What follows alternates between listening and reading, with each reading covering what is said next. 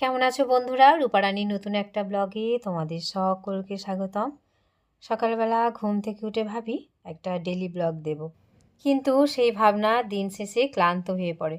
দুদিন একদিন অন্তর দিতে পারি, এত কাজ সামনে এসে দাঁড়ায়, রান্না বান্না, ঘর গোছানো, কাপড়, তারপরে ভিডিও করা হয় তো এডিট করা হয় না। চলো এবার আমার শখের বাগানে যাই। এই যে চলে এসেছি, আর এখানে হচ্ছে যেগুলো নার্সারি থেকে যে গাছগুলো আর কি নিয়ে আসা হয়েছিল সেইগুলোর জন্য একটু এই যে মাটি তৈরি করা হচ্ছে। টবগুলো নতুন কিনে আনা হয়েছে, একটু সার মাটি তৈরি করে। আর দেখো এই ভাইকে দেয়া হয়েছে, ওখানে ওই যে আগুন জ্বালিয়েছে, দিয়ে একটা শিক মতো নিয়েছে, ওটাকে গরম করে এগুলোর মধ্যে ছিদ্র করছে, নাহলে জল জমে যাবে তো। আর এই যে আমরা চলে এসেছি স্কুল মাঠে। স্কুল মাঠটা পেরিয়ে ওই ওইদিকে যে পুকুরটা আছে ওখান থেকে একটু কাদা নেব, মানে প্রদীপ বানাবো, সেই এঁটেল কাদা নিতে এসেছি। মাঠের দিকে একবার যাব, যদি মাঠের কাদাটা পাই ভালো। আর দেখি এগিয়ে যাই, যদি পাই ভালো মাঠের দিকে। এখন আমার যেটা মনে হয় মাঠে নামতে পারবো না, তবুও এগিয়ে যাচ্ছি দেখি। আর দেখো ধান গাছগুলো কি সুন্দর, আজ খুব সুন্দর হাওয়া দিচ্ছে। মাত্র কচি কচি ধান গাছগুলো এই যে। আর ওখানে তো নিতে পারলাম না, তো রানু বলল যে এখান থেকেই নাও, এখানেও তো এই কাদা আছে, কিন্তু এই কাদায় হবে বলে আমার মনে হয় না। এই মাটি একটু নিলাম, আর এই যে পুকুরে এসছি পা হাত ধুতে।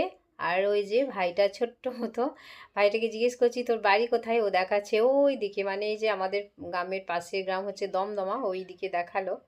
আর এই দেখো এইদিকে জায়গাটা কি সুন্দর লাগছে, কিন্তু একেবারেই নিরাপদ নয়। এই যে দাদু আছে বলেই তাই কিছুক্ষণ এখানে ছিলাম, নাহলে এখানে থাকা খুবই বিপজ্জনক। এই জায়গাটা একদম ভালো নয়। কাদা নিয়ে বাড়ি চললাম, বাড়ি চলে এসেছি। আর খুব মেঘ করেছে, মনে হচ্ছে এক্ষুনি বৃষ্টি নামবে।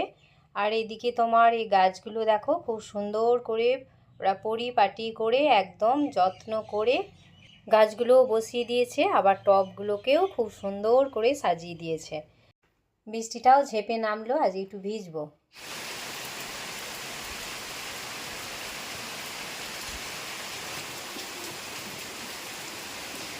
আর কিছু মানুষ দেখে নাচতে গাইতে, আর দেখে খেতে আর ঘুমাতে। তো যাই হোক, এই ঘুমানোর আগে যে কতটা দৌড়ঝাঁপ থাকে আর একটা নিঃশব্দ যুদ্ধ, সেটা কিন্তু কেউ জানে না। ইচ্ছে হয় প্রতিদিনের নিজের ভাবনাগুলোকে সবার সাথে ভাগ করে নিতে, কিন্তু সময় যেন লুকোচুরি খেলে। তবুও হাল ছাড়িনি, যেদিন পারি সেদিন একটা ছোট্ট ভিডিও দিই। এটা শুধু আমার না, আমার মতো হাজারো নারীর গল্প। পাখিটা দেখো, দেখলে ওখানে বসে আছে, ওকে দুটো খাবার দিতে হবে। যাই হোক, এই যে পুজোটা করা হয়ে গেছে, এবার থালাটা ধুতে যাচ্ছি। থালাটা ধুয়ে নিয়ে তারপরে এই যে পাখিটাকেও ভেতরে নিয়ে এলাম। পাখিটাকে উড়িয়ে দেবো, জানো তো পাখিটা খুব কষ্ট পাচ্ছে, আমি নিজেই দেখছি, বুঝতে পারছি। অন্যান্য পাখিগুলো যখন আসছে না, ও ছটফট ছটফট করছে খুব শীঘ্রই, কারণ ওর খাবারটা অনেকটা নিয়ে আসা হয়ে গেছে।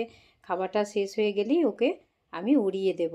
আর প্রসাদটা নিয়ে একটু ওই যে বাড়ির পিছন দিকে এলাম, এখানটায় বসেই প্রসাদটা খাচ্ছি। আর এদিকটা বেশ ভালো লাগে জানো, কিছু মানুষজনের যাতায়াত এখান থেকে দেখতে পাই। এরপরে চলে এলাম রান্নাঘরে। এই যে খিচুড়ি বানাচ্ছি, তো কুটে বেটে সবই রেডি করে নিয়েছি, সেগুলোর ভিডিও কিছু করা হলো না। আর সয়াবিন দিয়েছি, আর একটুখানি হচ্ছে বরবটি দিয়েছি, পটল ছিল দিয়েছি, আর মশলাটাও করে নিয়েছি, দিয়ে একদম চাপিয়ে দিয়েছি। মোটামুটি হয়েই গেছে। তো মুশকিল হয়েছে কি, আমি এত চাল নিয়ে ফেলেছি, আজকে অনেকটা চাল বেশি নিয়ে ফেলেছি। এতটা খিচুড়ি কে খাবে বলো দেখিনি। তো যাই হোক, এই যে ধনেপাতা একটু দিয়ে দিলাম ওপরে ছড়িয়ে, আর এটা ঢেকে রেখে দিচ্ছি। এরপরে কয়েকটা বেগুন ভেজেছি, তার মধ্যে আমি দুটো বেগুন ভাজা নিলাম, নিয়ে একটু খেতে বসছি। খিচুড়ি খেতে বড় একটা আমিও ভালোবাসি না, ছেলেটাও ভালোবাসে না, বাপন খুব ভালোবাসে। তো যাই হোক, আজকের খিচুড়িটা বেশ ভালোই হয়েছিল, খুব সুন্দর হয়েছিল খেতে। আর এই যে ক্যালেন্ডারটা একটু নিয়ে বসে গেছি, কালী পুজোটা কবে, জগদ্ধাত্রী পুজোটা কবে, এগুলো সব একটু দেখছিলাম। দেখার পর হঠাৎ করেই আমার মনে হলো যে তোমাদেরকে এটা দেখানো হয়নি, তো মনে পড়ে গেল, আমি একটু নিয়ে বসে গেলাম, তোমাদেরকে একটু দেখাই। এটা ঠাকুমার কাজের সময় নিয়েছিলাম। আর এই যে দুপুরবেলা একটু ঘুমিয়ে উঠে দেখি সন্ধ্যা হয়ে গেছে, সন্ধ্যা দিচ্ছি। আর হচ্ছে এতক্ষণ ধরে যারা ধৈর্য ধরে ভিডিওটা দেখলে তাদেরকে অনেক অনেক ধন্যবাদ। তোমরা প্রত্যেকেই ভালো থেকো, সুস্থ থেকো, আগামী দিন তোমাদের যেন অনেক শুভ কাটুক।